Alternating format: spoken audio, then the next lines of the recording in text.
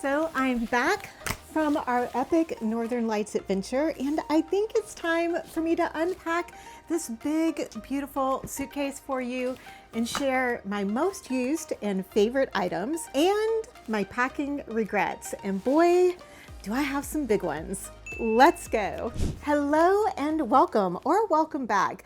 I realize I haven't done a proper introduction in a while, and there are a lot of new community members. So if you're new here, I'm Christi, the Gen X Gypsy, and it's my mission with this channel to encourage you to embrace your travel dreams with more confidence and less stress. And today you get to learn from my packing mistakes I made on my trip to Sweden, Norway, and Finland. So let's start unpacking. My first favorite item are my packing cubes. Because we were moving around so much from place to place on planes and trains and ferries, it made things so easy to keep my clothes compartmentalized. From being able to find what I wanted to find very easily to also repacking before our next adventure. One hack that I used a lot, especially for the nights that we were on overnight trains and the overnight ferry, was to use one of these medium-sized packing cubes to pack all of the things that I needed for nighttime. So I had my pajamas, my hair scrunchie, my eye mask, my tiny noise machine, my Bombas slippers, and a small little toiletry bag that had my toothbrush, toothpaste, moisturizer, lip balm, you know, that kind of stuff. And I could carry this one packing cube in my backpack, and then I didn't have to struggle getting into my suitcase in those smaller spaces, especially on the trains. And talking about the tiny noise machine, it was so perfect. There were times that the outlets were so far away from the bed, using my phone for the white noise would have been really challenging. This thing is so small and it takes up so little space, and the noise is exactly what I needed to lull me to sleep each night. It was especially helpful on those overnight trains, because on the overnight trains, there's a lot of random noises happening on the train, and the trains kind of stop and go a lot. So the noise machine really helped drown out those extra noises. I know I wouldn't have slept as well on this entire trip if I had not had this noise machine with me. Now, my third favorite item isn't really a tangible thing, but it is my health and fitness. And I want to say a big thank you to today's sponsor, Get Healthy UTV. Get Healthy UTV is an amazing resource, not just for workouts, but also health tips and inspiration, which we all need. I love that Get Healthy UTV has specific programs created just for women our age. I was so happy that I had been doing my regular workout routines because it allowed my body to be ready and able to do all of the adventures we did on this trip, from hauling my suitcase on and off trains, to drilling holes in the ice for ice fishing, to dancing under the Northern Lights. If you're just beginning your health and fitness journey, there are programs for you too, like Active Aging Beginner and Fit Over 60. For me, using Get Healthy UTV has been the easy button I needed to keep up my strength training. On the days that I'm scheduled for a workout, I just get up, I open up the app, and I look at my calendar and get started. Sometimes when I am still in my pajamas. Get Healthy UTV has a special offer for my community. The first 1,000 of my subscribers to click the link in the video description will get a full year of premium membership to Get Healthy UTV for only $1.49. This is valid for new members only. What a great way to start off your health and fitness journey in 2025. Thank you again to Get Healthy UTV for sponsoring this part of the video. Probably the most worn clothing item on this trip were these Columbia Omnitech tight leggings. I wore these under everything. When we were in Stockholm and Helsinki, they were great under my jeans and my favorite Duluth Noga pants. And when we were way up north, I would wear these under my merino wool base layer and then wear both of those under my ski pants. Two fantastic reasons that I think these work so well for cold weather travel is that they are very, very thin, which makes them easy to wear under almost anything and very lightweight to pack. And two, the Omnitech technology, this stuff, just keeps you so warm without sweating in them. And they didn't get stinky between washings. I did wash them like twice while we were on the trip, and they didn't get smelly at all. The second most worn clothing item, really items, were these two featherweight cashmere sweaters that I got from Quince. These were worn almost every day, either as just a base layer, or I would wear them over one of my double layer tanks, with the tank being the base layer, and then this was my top layer. And then of course I was putting a jacket on over these. Again, these keep you nice and warm, but super breathable so you don't get sweaty. I just really wish they came in more than 4 colors. I would absolutely have 6 of these. For those of you who watched my Pack With Me video, and if you're one of those who haven't had a chance to see it yet, I will have it linked below if you want to check it out. But the people who did watch, y'all may be wondering how my brand new shoes worked out for me. I have to say they were awesome. They fit perfectly, and they were so much nicer looking to have to walk around in the cities than wearing my snow boots the whole time. We walked thousands of steps a day in Stockholm and Helsinki, and I never got blisters or even hot spots. Plus, they really did look super cute with the jeans and leggings. And I will tell you, if you are going to Europe in the fall or winter, you absolutely need to have waterproof shoes, because even on the days that there wasn't snow and ice on the ground in Helsinki and Stockholm, there was still some slush or there'd be wet spots. I was very, very happy to have cute waterproof shoes with me. Along with those new shoes, the Yak Tracks were an absolute winner. From the time we arrived in Stockholm until really the last couple of days of the trip, when the weather kind of warmed up just a little bit, we were walking around in icy and snowy, slushy conditions. Alex and I both slipped and fell on the ice once each. And from then on, I was wearing my Yak Tracks constantly. In fact, they sell like spikes when you're up in the northern part of Norway and Finland and Sweden.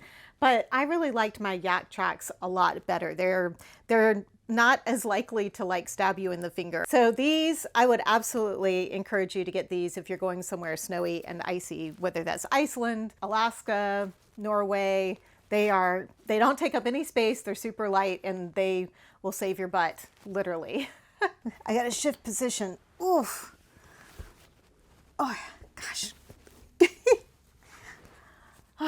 Did yoga this morning, so I'm my first day back at yoga, and I'm feeling a little sore, so need to shift around a little bit. Another new item I brought on this trip is my DJI Pocket Camera. And y'all, I cannot tell you how much I love this little thing. In fact, I loved him so much, I named him Wally, and his microphone is named Mikey. If you are looking for a compact camera for your adventures that is not your phone, I cannot recommend the DJI more. It is so easy to use, has a ton of battery life, and it's so small, it easily fits into a purse pocket. I did get the creator combo, so it came with this tripod handle that gives a little extra battery, and it also gives you a great way to set the camera up. And you can take photos or video in both landscape and vertical. It really was a game changer for me, especially filming the travel vlogs on this trip. And if you want to see more of what we actually did on this Nordic adventure, you can go check out my vlog channel where I use this camera a lot called Christi Travels. And I have posted a couple of videos there, and there are a lot more coming, I promise. This next item is not something I packed in my suitcase or in my personal item bag. In fact, it weighs nothing and takes up no space. This was the first trip that I've actually used an eSIM while traveling, and I am so happy I did. It definitely saved me some money, and a huge amount of stress. Being able to use my phone like I do at home to like look up directions and stuff and not be worried about incurring high international cell phone bills was amazing. I used Airalo and purchased their 5 GB Europe package. This meant I had 5 GB to use over 30 days in any of the European countries covered by them, which included Sweden, Norway, and Finland, and it only cost me $20. I wasn't really sure how much data I would need, so I just sort of guessed, and I just barely used all of the 5 gigs by the end of the 3 weeks. I do have a video coming out soon that is going to go more in depth on using eSIMs, so make sure to subscribe and hit the notification bell so you don't miss it if that is something that you are interested in. And if you are traveling abroad, an eSIM is definitely another game changer, so stay tuned. I will have more information. Finally, I think the absolutely most used item of this entire trip was my nail file. Between the cold, dry air and not having my daily intake of collagen, my nails were splitting and breaking like crazy. And so were Alex's. At least once a day, if not multiple times a day, we were both like, where's the nail file? Where's the nail file? And the same happened with my lips. So I was very, very glad that I had taken my nighttime lip oil and my lip balm with me, because it's really dry in those cold climates, and it definitely affects your nails and your lips. My skin, I didn't have as much of an issue with dry skin, but definitely my nails and my lips, I was really glad to have things to take care of those. Before we get into the regrets, which I do have a few, I wanted to give you guys a little sneak peek at something that I am going to be putting together a little bit later in the year, maybe in the next couple of months, so stay tuned. I am going to be putting together a Patreon, and I went ahead and picked up some really cute little postcards. These are Christmassy postcards. So one of the things that I'm going to have in my Patreon is one of the levels. Once I get there and I figure it all out, one of the levels is going to be that I will send you a Christmas postcard from various different places I've gone through the year.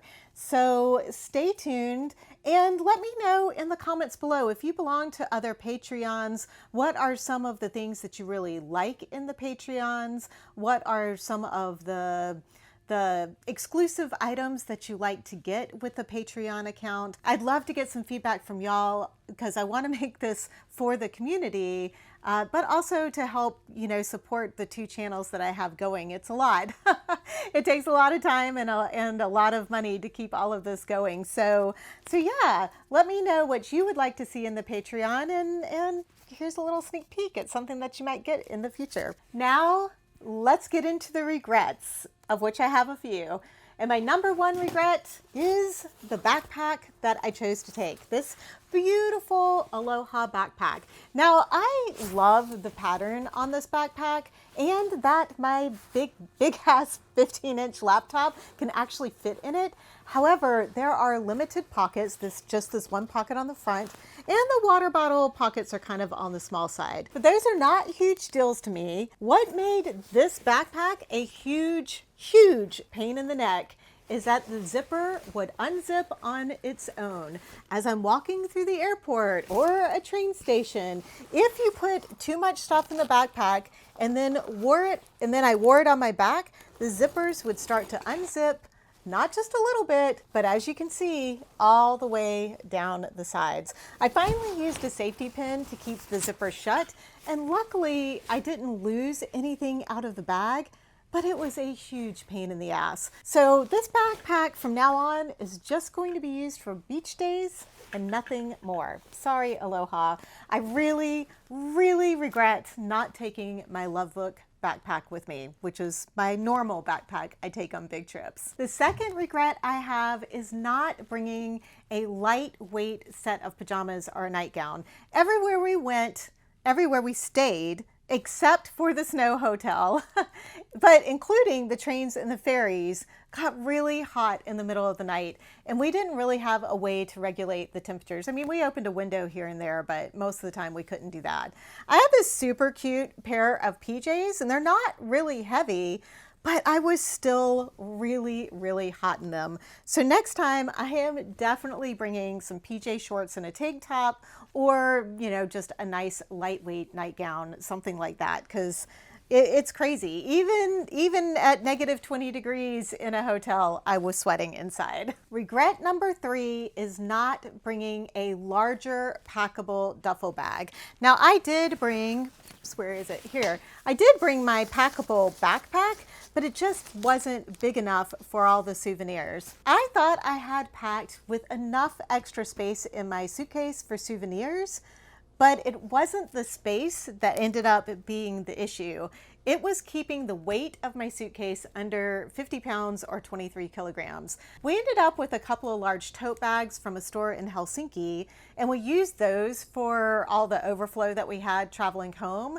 But the issue with the tote bags is the opening at the top. And sure enough, when we were disembarking from our plane in Amsterdam, luckily we had a little bit of a layover there, but I pulled the tote bag out of the overhead bin and stuff went flying everywhere. And then, after scrambling to find all of those things and put them back in the tote bag and get off the plane, I realized I don't have my phone and passport in my hand. Luckily, I was just outside the plane door and the flight attendant let me right back on, and I found my phone and the passport in the seat that I had set them down on when I was trying to get everything back into the bag. So just know that even we seasoned travelers have our embarrassing travel moments. It's definitely leaving my passport and phone on a plane. I mean, that's yeah, it's just crazy. And the last regret I have is not bringing a nicer, non-puffy winter coat to have when we were in the cities in Stockholm and Helsinki to look just a little bit nicer. If I were to do this trip again, I would invest in one of the 3-in-1 jackets from Columbia because it will give you so many options and they look a little dressier. Plus they have that extra Omnitech for more warmth.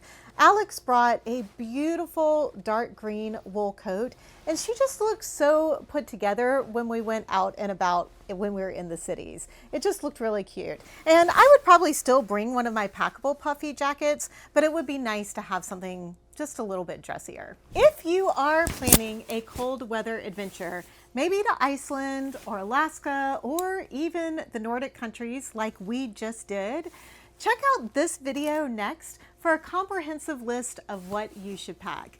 Thank you so much for watching. I hope you have safe and wonderful travels.